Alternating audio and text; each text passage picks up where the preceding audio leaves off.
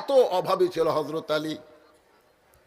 সে আলী কান্দের বলে, ফাতেমা দুনিয়ার জীবনে কিছুই দিবার পারলাম না, মরার পরে তুমি কি চাইবা ফাতেমা?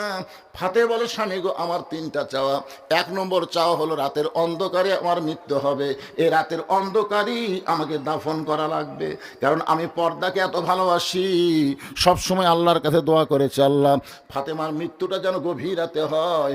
আল্লাহ তাআলা আমার দোয়া কবুল করেছে, আমার রাতের অন্ধকারে পর্দায় মৃত্যু হবে, কিন্তু আমি মরে যাওয়ার পর এই তিনটা চাওয়া আপনাকে পুরা করা লাগবে।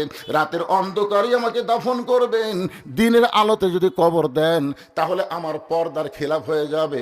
ওগো স্বামী, আমার 2 নম্বর চাওয়া হলো আমার কোনো জানাজার ব্যবস্থা করবেন।